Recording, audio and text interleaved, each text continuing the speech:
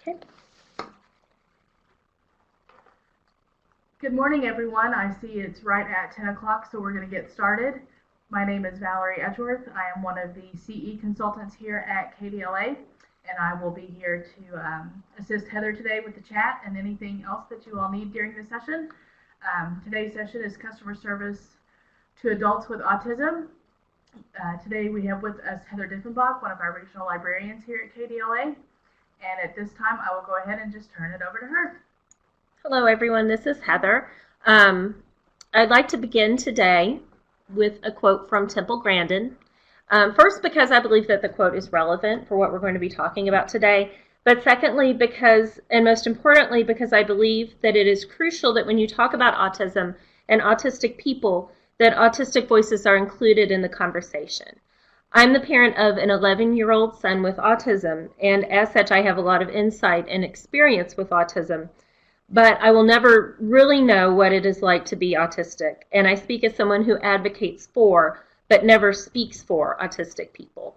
After we finish today, if you wish to learn more about autism, I encourage you to seek out the works of autistic authors and speakers like Temple Grandin, Ari Neiman, and John Elder Robeson. There's also an excellent book that was recently published by an author named Steve Silberman called Neurotribes, which talks about the history of autism and puts a lot of this in context.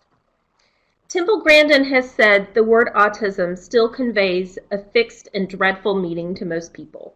They visualize a child mute, rocking, screaming, inaccessible, cut off from human contact. And we almost never speak of autistic And we almost always speak of autistic children, never of autistic adults, as if such children never grew up or were somehow mysteriously spirited off of the planet, out of society. Now, the fact is that autistic children are growing up and are grown up. They are our friends, our neighbors, our husbands, our wives, and our coworkers. Like everyone else, they go to the grocery store, the movies, the mall, and the library. Some have never been diagnosed, never had therapy or formal supports. Others have come from a background of hours and hours of childhood therapy and have a full-time caregiver. While people with autism share certain characteristics that make them autistic, they are very different, as different from each other as neurotypical people are.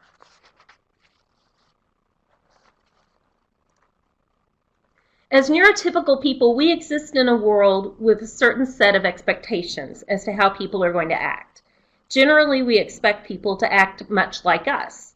We know how to respond in conversations. We know how to ignore things that bother us. And we expect everyone else to do the same. The world has been built with neurotypical people in mind. Autistic people are always having to adapt to a world that has not been designed with their needs in mind. If we are to welcome autistic adults into our libraries with a high level of customer service, we need to understand just what autism is and how it affects people. So, what is autism? The Autism Society of America defines autism as a complex developmental disability that typically appears during the first 3 years of life. It affects a person's ability to communicate and interacts with others. One important word in this definition is complex. I've lived with an individual with autism for 11 years now, and I'm still learning about it. That definition also uses the word disability, and I want to make note of the fact that there is a strong movement within the autism community to look at autism more as a neurological variance rather than a disability.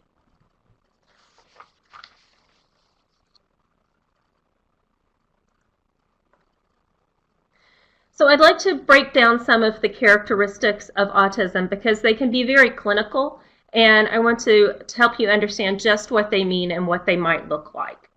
The first characteristic of autism is persistent deficits in communication, which includes the ability to speak, ability to understand, and ability to carry out a conversation appropriately. So this is pretty basic. The ability to speak can be your ability just to say words, to make utterances, to put together words into language that is understandable.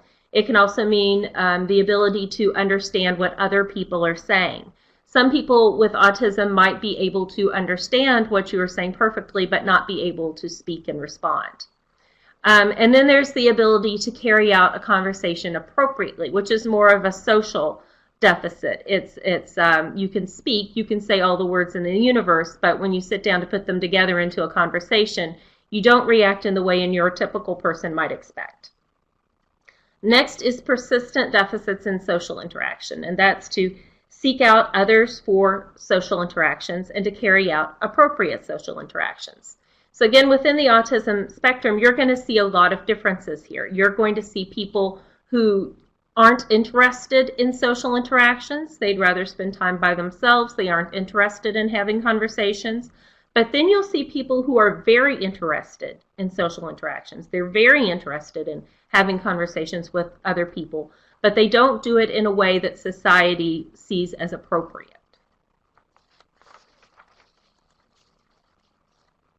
Okay, the next characteristics of autism that we're going to talk about is the restrictive, repetitive patterns of behavior, interest, or activities as manifested by at least two of the following.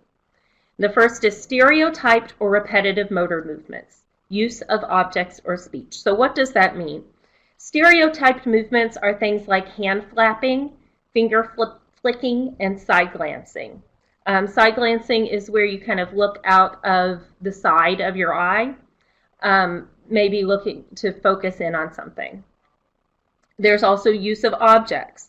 So this could be things like lining things up, holding on to objects that might be strange to us, like spoons.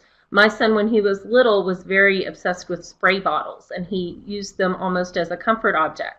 So anytime we went to the store, if I wanted to reward him, the thing he would choose would be a spray bottle. When he was in a stressful situation, instead of making sure he had his favorite toy or a doll, we made sure he had his spray bottles, which he also liked to line up.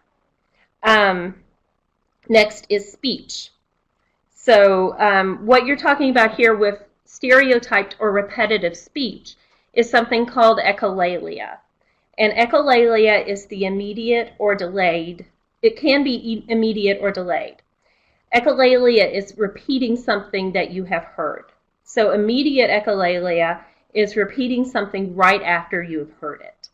Delayed is a word or phrase that is repeated hours, days, or weeks after you have heard it.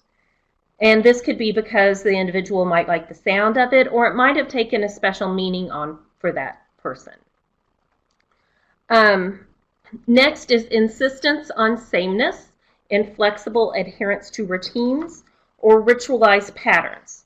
So this could be this wanting to wear the same piece of clothing every day, or having a routine within a specific task. Maybe every time you close out of the computer, you have to run the mouse, the cursor around the screen. That's something you have to complete. It's a ritual you have to complete every time you do that task. The same, wanting to see the same layout in a room. If you've changed your furniture around, that could be something that bothers that person.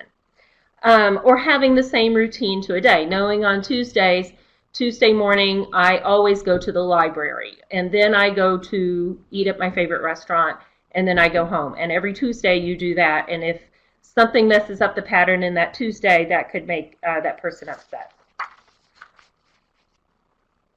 So next is highly restricted fixated interests that are abnormal in intensity or focus. And this is where you hear things about people with autism being obsessed with something or only interested in one thing. And it actually is a little more complicated than that. People could be interested in one or two things or have a few major interests. It doesn't mean that they're not interested at all in anything else. They're just very, very interested in that one or two topics. And it could mean that they're not really interested in discussing or engaging in anything else at a particular time. And those interests can change over time. I think a lot of people get the idea that that's going to be that person's interest for the rest of their life, but those things can actually change over time, what they're interested in. Okay, and so the last one here is hyper or hyporeactivity to sensory input or unusual interest in sensory aspects of the environment. So what does that mean? Well, we all have sensory issues, and every person with autism has some kind of sensory issue, but not all people with sensory issues have autism. So this is something you might see in other patrons of the library who aren't autistic. We all have sensory issues, but we are affected to different degrees and have come up with socially acceptable methods of dealing with them.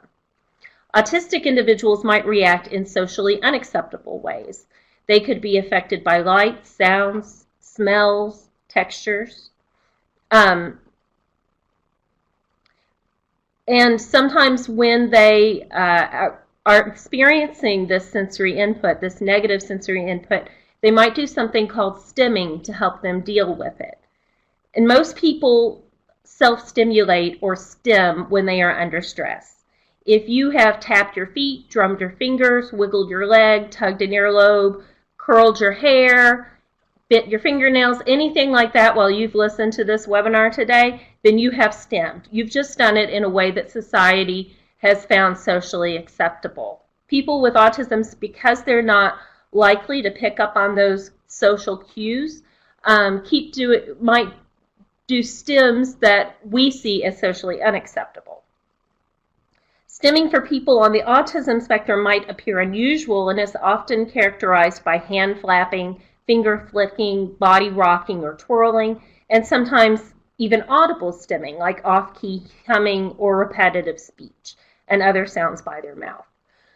We all need sensory input, and this is just how they are reacting and being able to process sensory input that is agitating to them.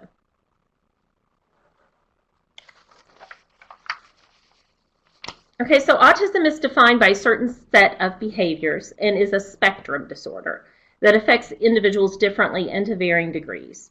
We're used to thinking of disorders in terms of a continuum, serious to mild, high functioning to low functioning. That way of description is a little too black and white to accurately describe autism. To be autistic, a person has to have a certain set of characteristics, but they can have those characteristics in different degrees and they can manifest in different ways. I kind of imagine it as bars on a stereo system. There might be 5 bars and you move them up and down to change the way the music sounds. There are millions of combinations of how you can set those bars, though. It's not just quiet and loud. So this Venn diagram here kind of shows you the continuum of the spectrum of autism. In order to receive an official diagnosis of autism, you have to show deficits in all 3 of these categories: social, behavior, and communication language. So people with autism are right there in the middle.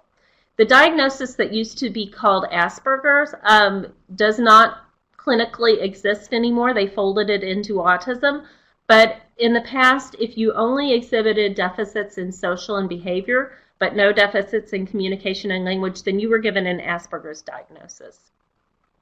If you have a combination of any of the other deficits or in just one area, then you would usually be given a diagnosis of PDD-NOS, which stands for Pervasive Development Disorder Not Otherwise Specified.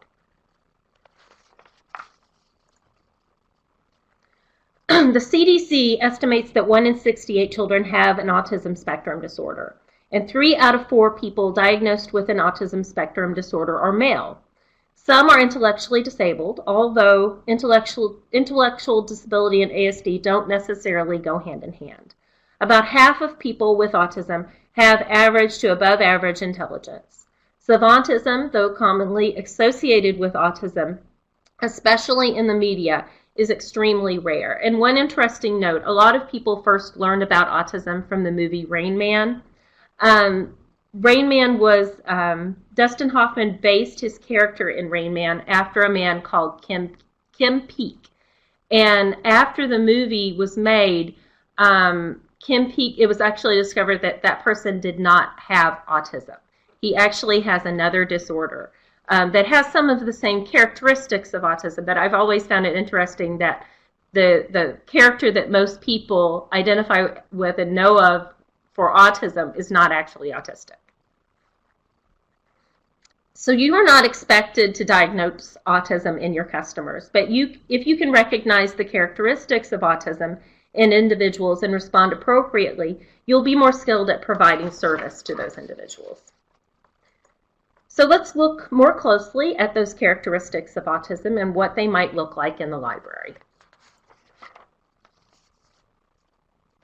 So first we have communication, which was persistent deficits in communication, the ability to speak, the ability to understand, and the ability to carry out a conversation appropriately.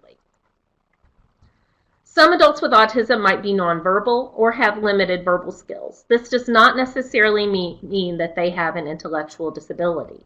They may speak through a communication device on a phone, tablet, or PECS communication system, and that's what the pictures here are. That's a common communication system called PECS, and it's used by lots of individuals with limited speech. You might see this on something as low-tech as a notebook or on an iPad.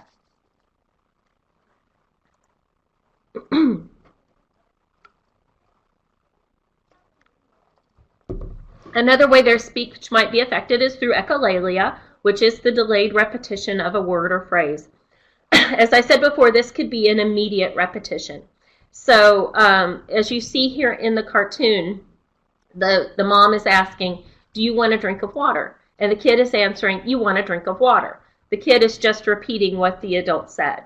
So in the library, this could be confusing because a person could walk up to the desk with an armful of books, and you could ask them, would you like to check out these books? And the person, if they're demonstrating echolalia, could respond with, check out these books. And I think if I was standing in the library and had that interaction, I would take that to mean that the person does want to check out the books. Echolalia could also be delayed. It could be an hour, days, weeks, or months after they have heard a phrase. Usually this is a word or phrase that the autistic person particularly likes or has taken on a certain meaning for the person that might not be obvious to everyone else. So a couple of examples of this. One line from The Lion King is, sometimes bad things happen and you can't do anything about them. And I noticed that for a while my son would use this phrase when something bad had happened to him. And he wouldn't say, oh, that's really crappy, or gosh, I hate that. He would say, sometimes bad things happen and you can't do anything about it. And to him, that's what that meant. That meant, you know, that's too bad. I don't like that happened. Another example, when he was really into Wreck-It Ralph, he would say, there's a line from that where a character is really excited to show off her car that she's made, and she says, here it is, the lickety-split. And she is in that movie, she's excited in the moment, she's using that to express her excitement. So what my son does is he saw that she used that expression to show that she was excited, so when he was excited, he would start saying, here it is, the lickety-split. And because I knew him and because I'd seen the movie, I knew what he meant. I knew that means I'm excited. But if I didn't know him, then I would not have any idea what he meant. If he walked up to me with a book in the library and said, here it is, the lickety-split, I would just be totally clueless. So what do you do if you have this experience in the library? My advice is not to read meaning into words alone. Look for other clues as to what the person wants. So if they've brought you an armful load of books, do they have their library card out? You could also offer alternatives. Do you want to check out these books or return them? Now, echolalia can still get in the way here of communication because if they're showing immediate echolalia, they might still repeat the last part of your question. So if you say, do you want to check out these books or return them? They would respond, return them, because they're just repeating what you said. So one thing I would do with my son, if I asked him a question like, do you want pizza or broccoli for dinner? And he would say broccoli for dinner. I would know that's not what he wanted. So I would reverse it and then say, do you want broccoli or pizza for dinner? And then if he answered pizza for dinner, I knew he really wasn't answering my question. He was just showing echolalia. So you could do the same thing here and just reverse it if you're unsure that they've really answered your question. When attempts at verbal communication are unsuccessful, it might be helpful to try written communication. You can write simple, clear, printed messages and offer it to them to read. And even if they display what you might consider to be low-functioning behaviors, they might still have the ability to read. You can also attempt simple drawings to facilitate communication. So it would probably be a good idea to have a written copy of your library's rules or a PECS copy of the rules. And I just want to pause right here because that term just came up, low functioning and high functioning. I'm not a big fan of those terms. A lot of people in the autism community are not a fan of those terms. And one reason is simply because there is no clinical definition of low functioning and high functioning. It is just not defined. A lot of people think that it is that people are low functioning if they can't speak, when in fact someone might be very intelligent but still not have the ability to speak. And it just really is not a good way to describe the autism spectrum because, like I said, it can be so complex. It's not just you have it really, really bad or you have just a little bit of it. It's really a lot more complex than that. So I try to avoid the terms low functioning and high functioning. One thing that people have offered as an alternative is functioning with minimal supports. That's still a little too clinical to describe, to use to describe people. And I'm going to answer Tina's question real quick. It is PECS. I know that stands for something. Communication system is the last two letters. I can't remember what the first two stand for. Okay, the next area is ability to understand. Just because a person with autism has no speech or limited speech, that doesn't mean that they can't understand you or that they are illiterate. So always, and make sure that you always address the person rather than the caregiver if they're there with a caregiver. Autistic people tend to interpret speech literally, so avoid using expressions like, are you pulling my leg, a piece of cake, or are we on the same page? Don't say something to them like, oh, that fine's just a slap on the wrist, because they might actually think you're going to slap their wrist. Now, many autistic adults will have studied idioms and understand them, but it might add an extra step for them in processing what you're saying and understanding your meaning. So avoid sarcasm and anything where you are not saying exactly what you mean. Also give them time to process what you're saying. Give time for delayed responses, usually about 10 to 15 seconds. I like to think of it as comparable to speaking a foreign language. Even if you've taken a foreign language and you speak it rather well, it still takes more time for you to mentally process something said in a foreign language than it does in your own language. Don't assume that because someone does not immediately respond to you that they don't hear you or that they're ignoring you or they're not complying with the request. They could just be taking a little longer to process what you said. Another helpful thing to do is to repeat or rephrase. They might need to hear it one more time just to fully process what you've said. Or it could be that one of the words that you've used or your phrasing could be tripping them up. So if they seem not to understand you, try to rephrase it and say it again. Try again. You could also, again, consider using pictures or written phrases or commands, sign language, or computer images. Okay, next is ability to carry out a conversation appropriately. Even if an individual with autism is proficient in speaking and understanding language, they still may have difficulty carrying out a conversation in a way that much of society sees as appropriate. Okay, one example of this is called dissociated speech. Sometimes people with autism might reply with seemingly meaningless answers to your questions or discuss relevant topics. Don't let this frustrate you when you're trying to communicate with them. It is best understood as an attempt to reach out, socialize, or establish communication. One example of this, a conversation that I had with my son once, I went in to wake him up one morning, and I asked him, do you want to get up now, or do you want to sleep for 5 more minutes? He said, my brother woke me up. He beat you. I said, yes, he did. Do you want to get up now or sleep for 5 more minutes? He replied with, in Disney Infinity, I can make Pride Rock and Splash Mountain. I said, that's cool. Do you want to get up now or sleep for 5 more minutes? He said, 5 more minutes. If you're carrying out a similar conversation at the circulation desk, this can quickly become frustrating. So some strategies that you can use if you are encountering someone with dissociated speech is first to acknowledge what they said and then keep redirecting. Let them take the lead, but then place a limit on how long you can talk about their topic. Or signal to them that this is not the appropriate time or place for that conversation. So let's take an example of a conversation you might have in the library at the circulation desk. You say, you have an overdue book that's blocking your account. Do you have that book at home? They reply with, I watched Doctor Who last night. You say, cool, was that good? Was it good? They say, there were these hands that come out of the mud. It was pretty creepy. You say, that does sound creepy. So do you have the book Underwater Worlds at home? They say, the hands had eyes in the middle and would grab you and pull you under the mud if you moved. Then you say, tell me more about Doctor Who, and then we'll talk about your overdue book.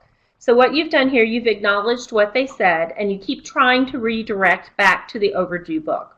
When you see that that's not working, you can let them talk a little bit about what they want to talk about, but you place a time limit on it.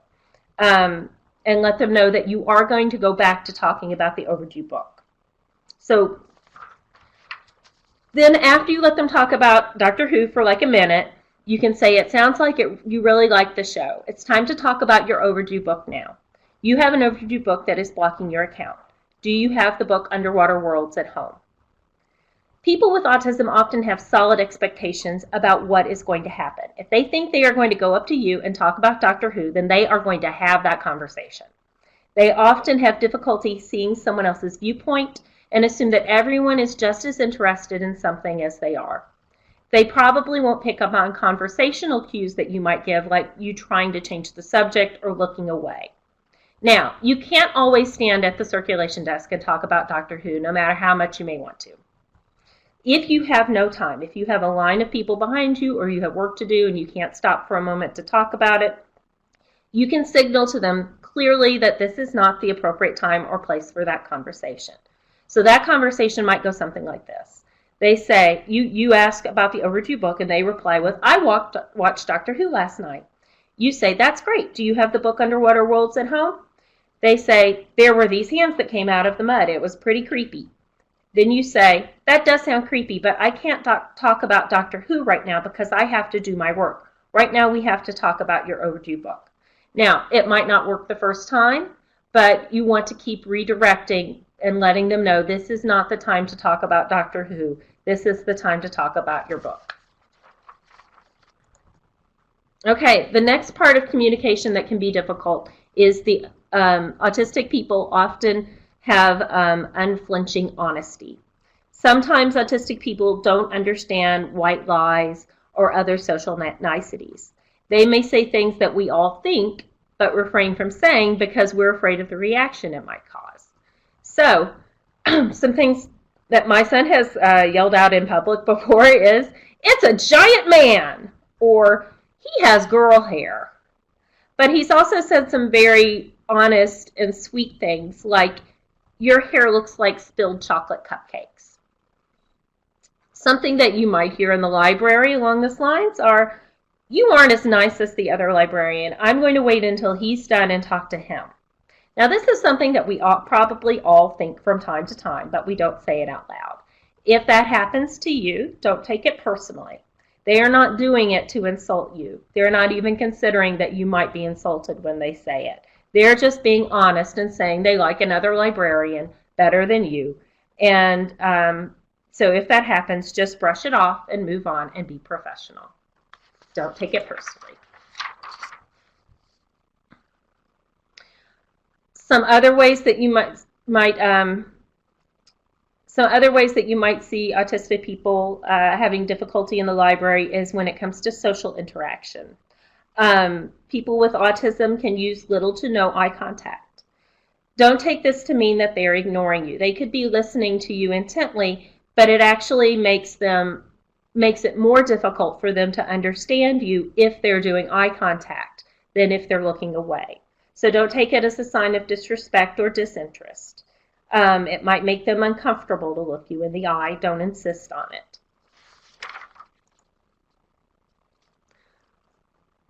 Okay, another characteristic of autism that you might see in the library is the stereotyped or repetitive motor movements, use of objects, or speech. As we said before, stereotyped or repetitive motor movements could be things like lining things up, spoons, spray bottles. With speech, it can be echolalia, immediate, or delayed.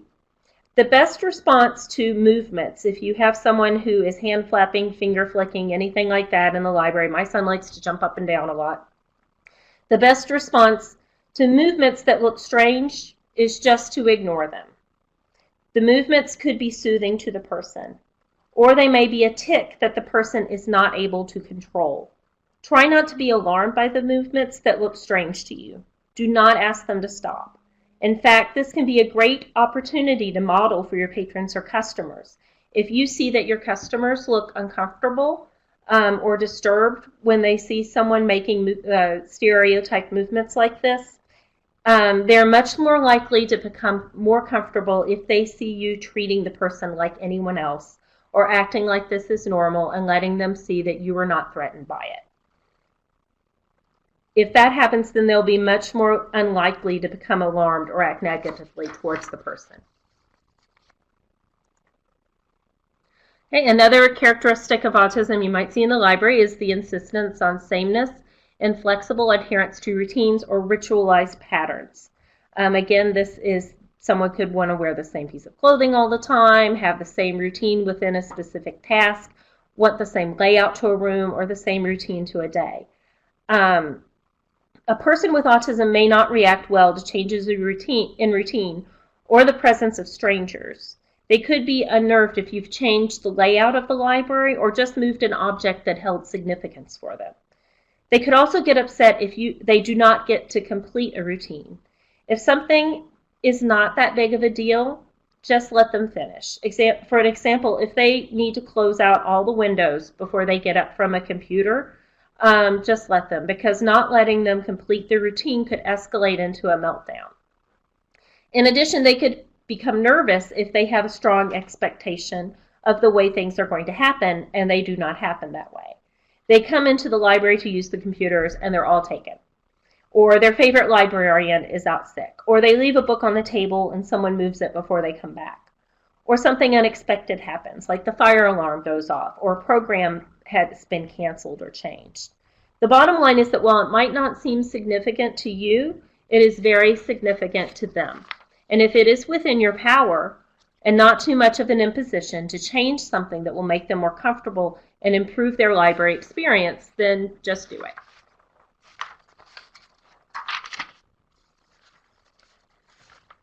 Another thing that you can do if you know something is going to change in the library, if you know you're about to rearrange the circulation desk or change when a program is going to happen, if you can give them a warning ahead of time that that is going to happen, that can make a world of difference and make them feel a lot more comfortable if they know that they can expect that something is going to change. Okay, another characteristic of autism you might see in the library is the highly restricted, fixated interests that are abnormal in intensity or focus. The stereotype with this is trains. Autistic individuals obsessed with trains. However, it can be anything, and it does not have to remain fixed within their lifetime. It can be something very particular, like Mario or Yoshi, or a broad concept, like identical objects in every color. Insight with this can help with reader's advisory. It can also help establish a relationship with the individual. Adults with autism also might be interested in media for younger children, like cartoon characters. So you might offer to bring up a children's game for them on an adult computer.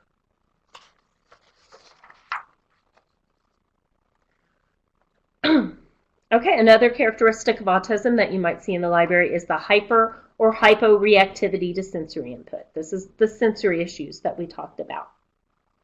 Many of us have little control over the building environment, but there are often things that we can do that might help an individual dealing with sensory overload.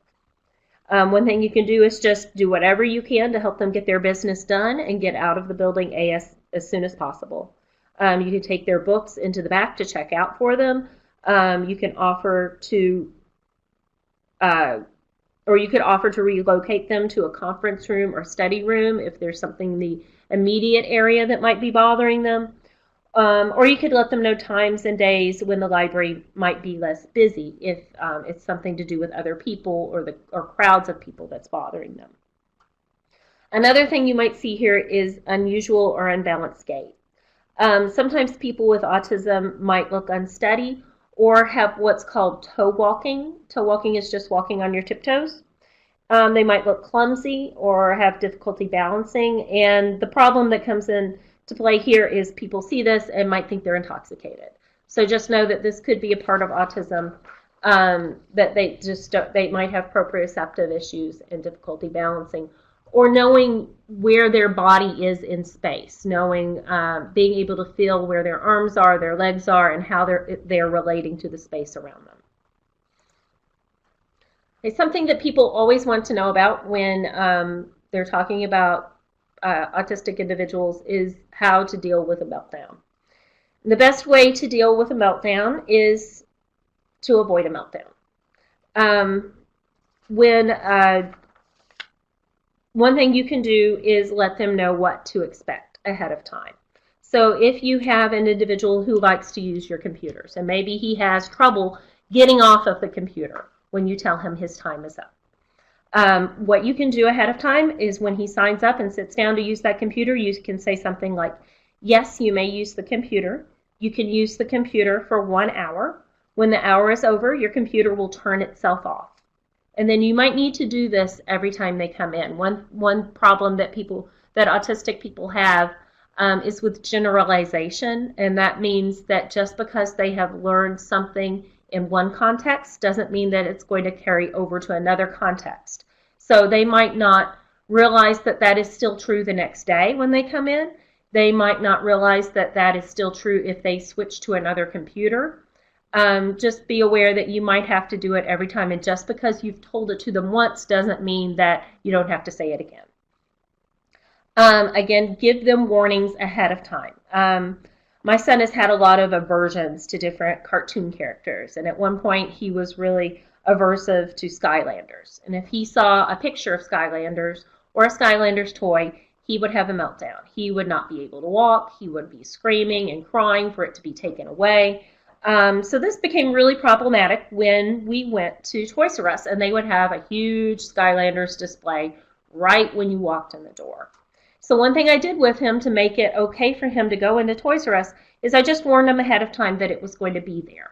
So as we're driving to Toys R Us, I would say something like, we're going to Toys R Us and they will have a Skylanders display there. It will be okay. And it seems so simple, but it really works. It really helps for them to know ahead of time that it's going to be there and it's going to be okay. So you can use this in the library in this situation by saying something like, your computer time will be over in 10 minutes, in 5 minutes, in 1 minute. Or we're going to rearrange our computer area in 2 weeks, 1 week, 1 day. Just keep reminding them that it's going to happen if you think they might have a problem with it. Another thing you can do that really works wonders is to give them choices. If the individual comes in and all the computers are taken, and maybe they've responded negatively to this in the past, you can say something like, the computers are all taken right now. You can either look at a magazine and wait for a computer, or you can come back at another time. So now you've given them 2 acceptable options, and that's going to be a big help for them to know what my acceptable options are.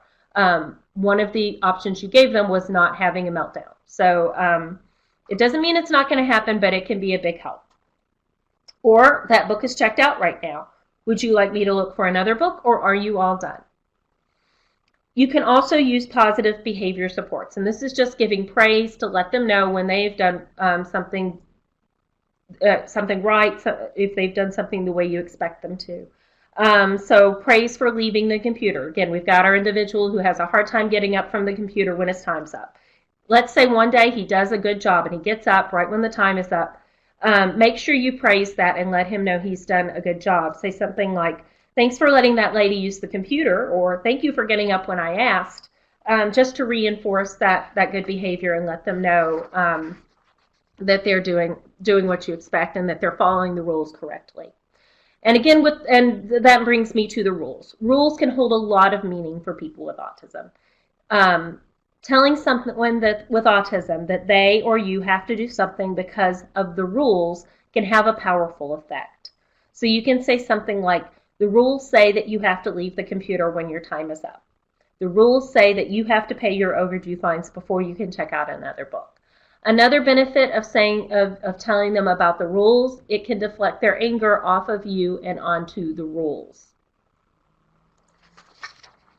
So let's say everything has gone wrong and the individual does have a meltdown. Maybe they are yelling, maybe they're pounding on a table, maybe they're running around the library. What do you do in this situation? When a child has a meltdown, it can be stressful and embarrassing. When an adult has a meltdown, it can be a little scary to watch.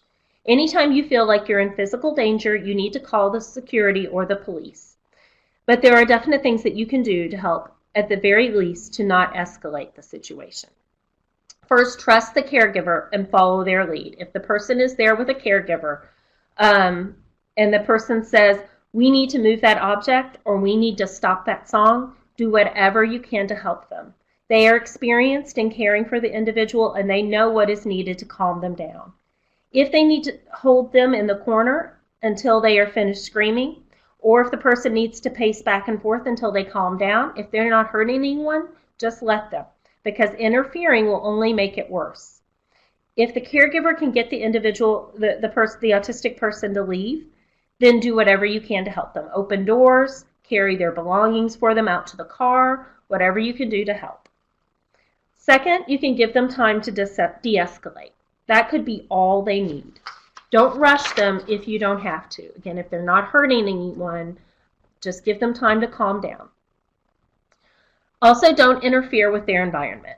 Don't move their property. Turn off their computer monitor without permission. So say your computers don't turn themselves off and the person refuses to get up off the computer. If you go over there and try to reach over their shoulder and turn it off for them, that could start a meltdown. People with autism order their environment to their expectations.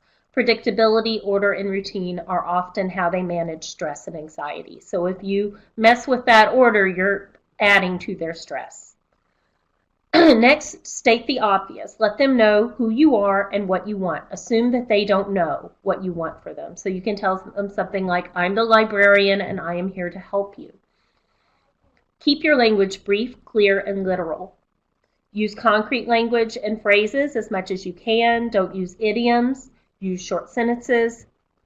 Repeat and rephrase. A lot of the strategies that we've talked about before can work well here in de-escalating a meltdown. You can tell them what you expect. First, I need you to come outside of the library. Then we can talk about your overdue book. And finally, model the behaviors that you want to see. Yelling, snapping, and aggressive behavior will only encourage yelling, snapping, and aggressive behavior. Stay calm, stand back, be still.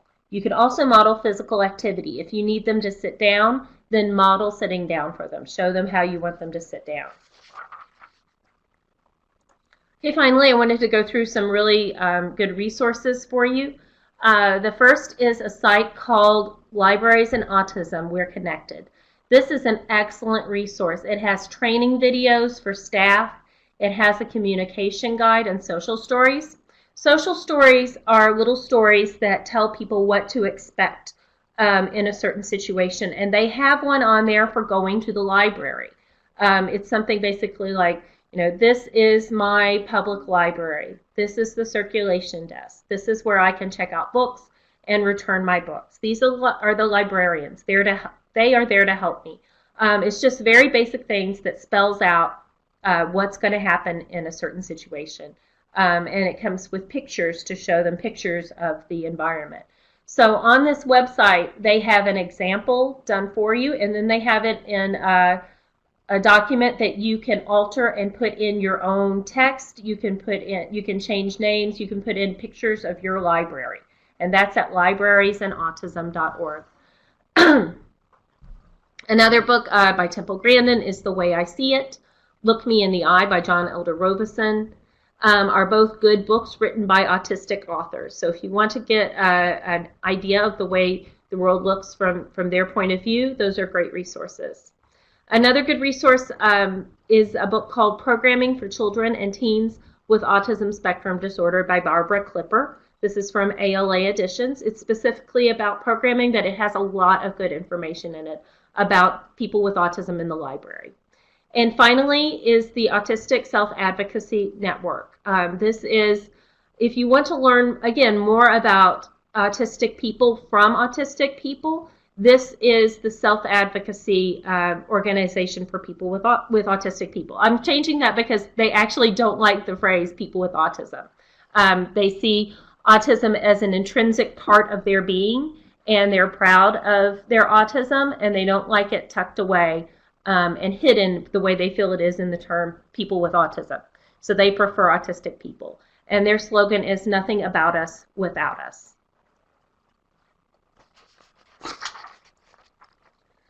The library can be a critical link to the community for an adult with autism. It is generally a structured and welcoming place where they can explore their interests and practice social and living skills.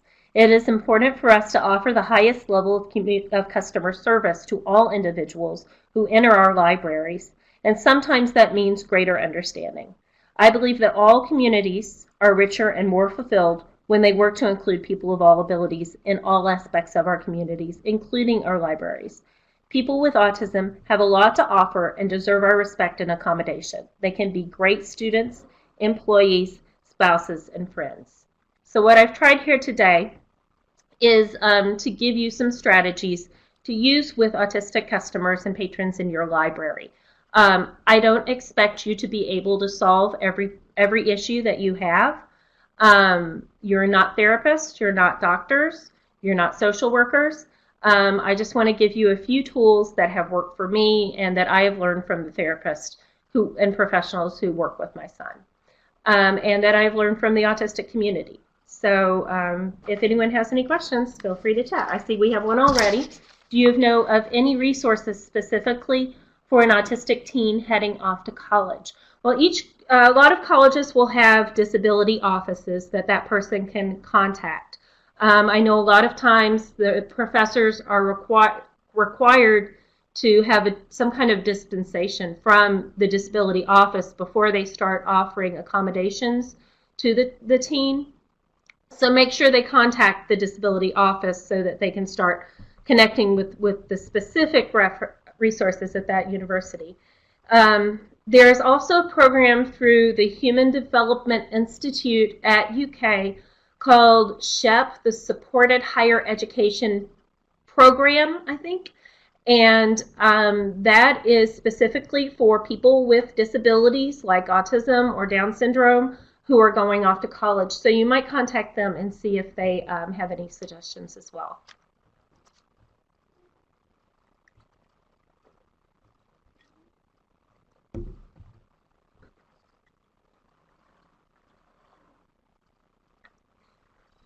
This is Valerie again. While we're waiting for questions to come in, I have, you can now download the presentation directly from your screen here. Just select the name of the file and download files. If it doesn't work for anyone, just let me know and I'll be happy to send those out to you via email. I've also posted the link for the SHEP organization in the chat box.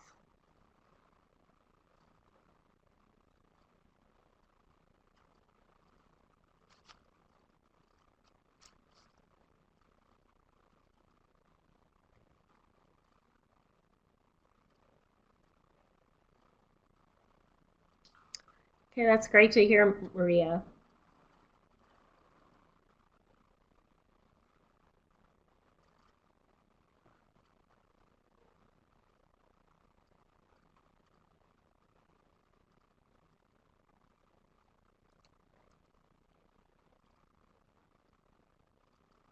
U of L or Louisville also has a lot of good resources. I think their autism organization is called FEAT of Louisville, FEAT. So maybe some people involved with that might be able to hook you up with some resources specifically in Louisville. They do a lot there. I get very jealous because I live near Lexington and we don't have quite as much.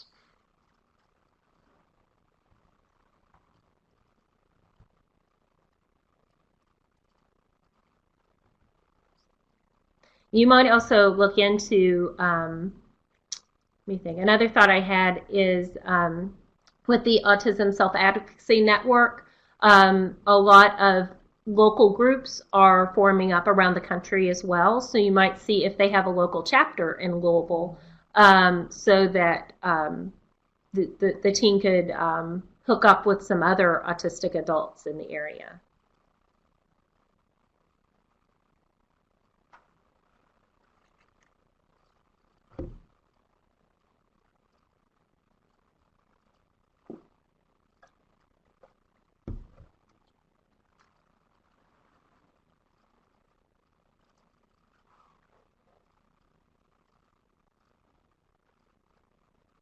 Okay, so Tina is asking what suggestions for ways to make resources, brochures, patron application more user friendly so that they're not overwhelming but cover what needs to be covered. I would keep them as simple as possible. Don't put a lot of unnecessary language or boxes on there for people to fill in unless you absolutely need it.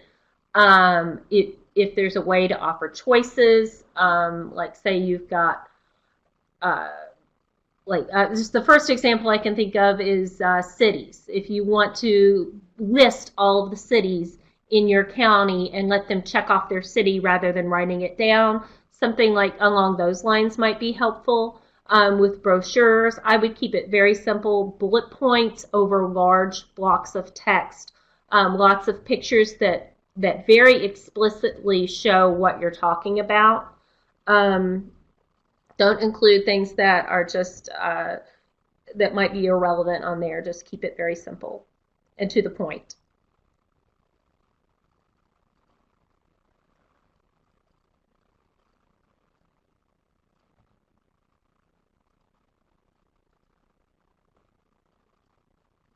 Okay, I don't see anyone else typing, so I guess we're done. You guys all know where to find me here at KDLA. If you ever have any questions, I'm always happy to help out. And this afternoon or first thing in the morning, you'll be receiving your certificate of attendance. And if you have any other questions, don't hesitate to contact us. Thanks, everyone.